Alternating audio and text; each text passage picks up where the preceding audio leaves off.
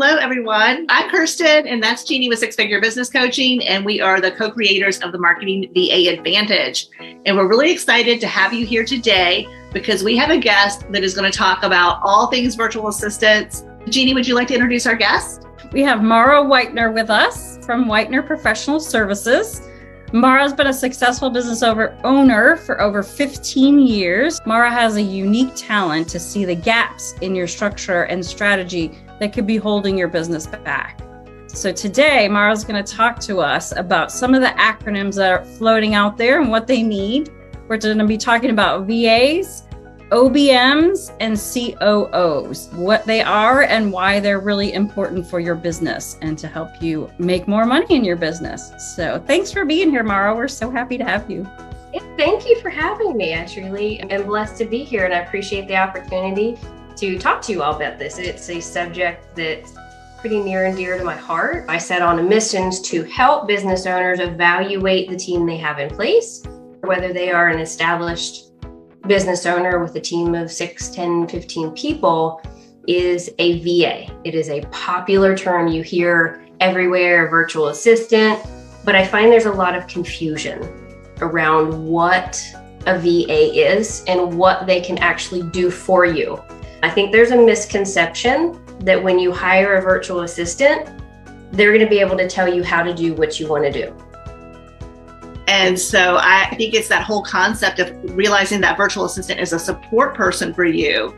And their goal is to do tasks that helps you bring your vision into fruition.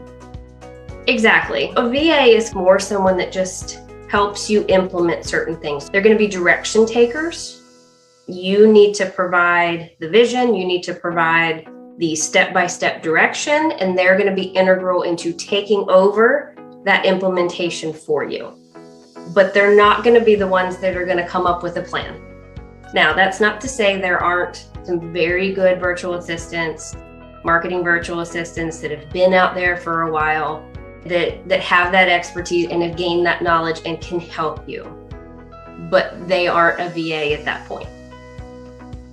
They are more of an elevated VA, or some could be truly what's called an OBM or a business manager. If you need someone to help take your overall plan, you have a vision and you've developed this plan of, I want to start this program, this is how I want to do it, I want to launch in this particular way, and they're going to manage the day-to-day implementation of that plan and give direction to any VAs that you have. So they're a management level rather than an implementation level. A true COO is one step above that. They are the partner to the CEO. So typically a CEO is the visionary. We're the ones that have all of the dreams and all of this big picture. Your COO hears you. COO takes that big vision, creates the plan, then can pass it off to someone in an OBM type level, who therefore will get the VA's help to implement. That's the hierarchy of how that goes. So there's a different skill set that goes with the different levels. So they have different roles. I really focus on marketing virtual assistants because we feel like for most small businesses, marketing is so important. As an entrepreneur, you're not born knowing all of the different pieces on how to run a business. In fact, I talked about this in a couple workshops that I just did.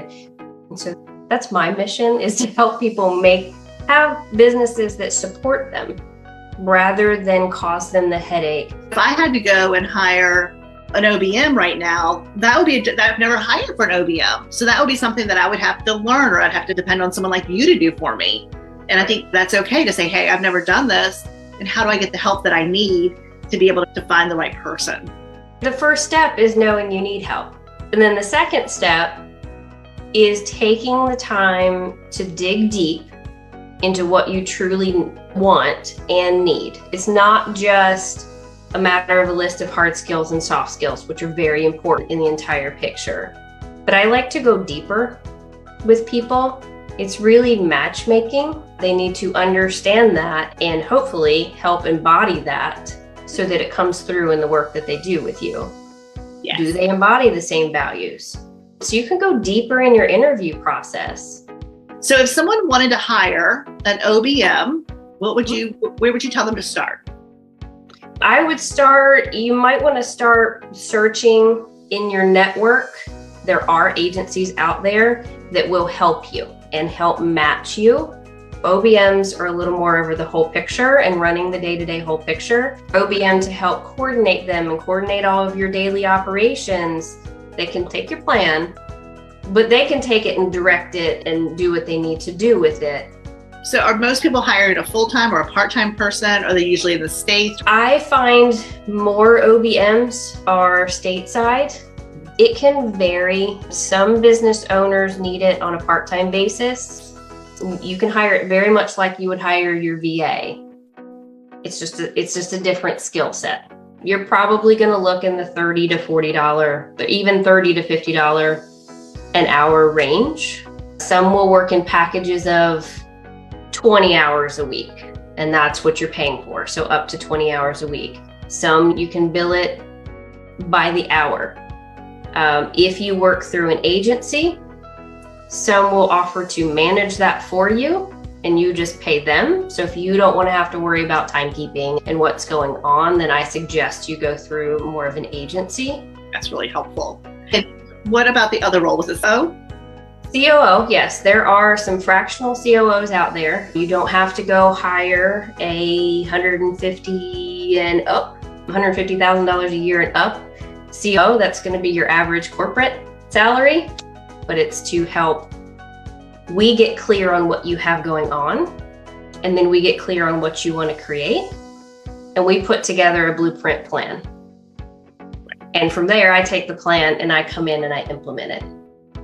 If I'm going to be on as a fractional COO level, they are typically, I don't like to put a dollar amount to it, but you are typically closer to 7 figures. So an OBM is an online business manager.